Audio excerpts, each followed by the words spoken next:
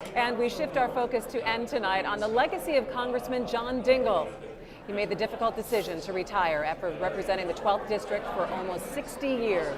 His leaving, though, makes way for his wife, Debbie, to launch her own political career. I know that both of you talked to John Dingell over the weekend. This had to have been a very difficult decision for him. Yeah, I was with him Sunday night. We had dinner together. He was very, he was sad. He was reflective and he was weary. This has been a very wrenching decision for him. He went back and forth, as Steve and I talked to him on Friday, and then as late as Saturday, he was still thinking, well, maybe I can do Maybe I won't do it. Maybe I can just do 2 more years. You know, it was time, and he realized physically it was time, and also his heart wasn't in it anymore. He is so turned off by the tone in Congress and the fighting and the partisanship that he just, he'd seen better days in Congress, and I think he just didn't want to keep on going. And he even called it obnoxious, which I thought was a very interesting Yeah, descriptor. well, that's a word a lot of people use to describe Congress these days. I mean, it's not the same place he joined 50 years ago. It's not the same place. You think about the monumental things that he's seen get through that Congress. Think of how hard it was to get the Civil Rights Act and the Voting Rights Act through Congress full of Southerners who were not about it.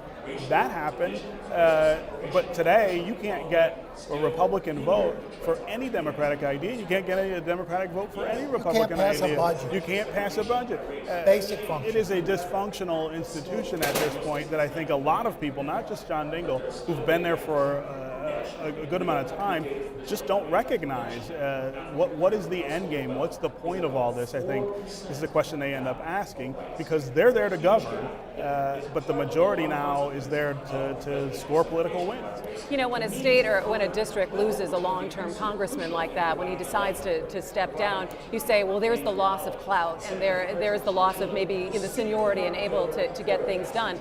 But now his wife, Debbie Dingell, who you know very, very well, is announcing. Used to sit right there. Exactly. She did a show on Detroit Public Television with you, Nolan, but she's now going to be announcing tomorrow. Tomorrow she'll get in the race, and her objective here is to get in the race with enough force, with enough money lined up, with enough endorsements and support lined up, that she avoids a multi-candidate primary, that she sort of limits who gets in, who's willing to take that risk against her. And I think it would continue on in my thought, Stephen, that this would be no first-term congresswoman, though technically she would be. Debbie Dingell, in her ability to work in the Washington system, is very big. This is a very well-known and powerful power broker in Washington, and specifically on the Hill. You walk around the Capitol with any representative from any state, they can't get more access to things than Debbie Dingell can. The other people in that institution all know her, they all respect her, they all work with her on various things. And you really are not substituting any sort of, or you're not accepting any sort of loss in the power of that seat by putting her in. And they'll help her on the campaign. It's going to be a Democratic celebrity fest moving through that district if she is challenged in a primary. She's going to bring in big guns. Debbie's got a real relationship with leadership also on both sides.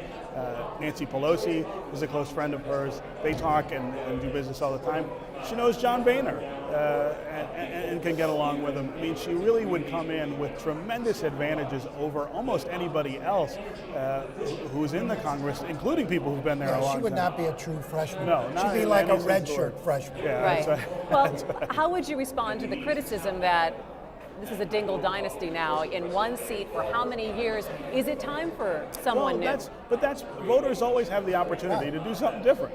If you don't like Dingell in that seat, elect somebody else. Right. I think if you look at how that district has been represented over 50 years, now 80 years with John Dingell Jr. and Sr., they'd be hard-pressed to lodge a whole lot of complaints. I mean, he's made that into a very powerful seat and gotten a lot of things for the people who live there. But if they want to go in a different direction, that's their right. That's why we have elections. Do something different. Voters are the ultimate term limiters. That's absolutely right. You do not need term limits on legislation when voters can go, and they do. They do. We've seen a lot of incumbents tossed out. They get thrown out. Years.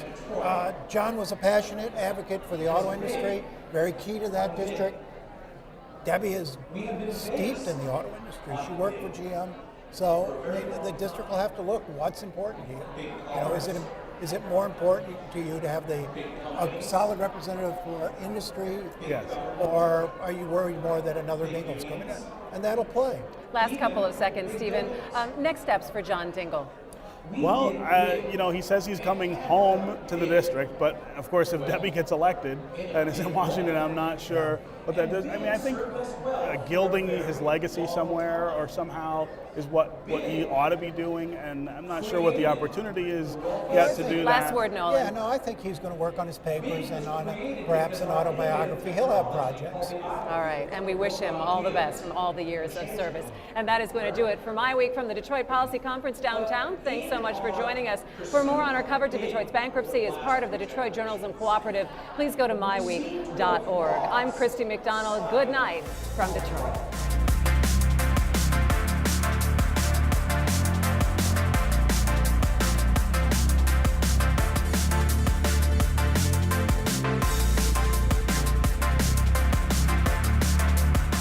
Business Leaders for Michigan is dedicated to making Michigan a top 10 state for jobs, personal income, and economic growth. Learn more at businessleadersformichigan.com. Funding is also provided by Delta.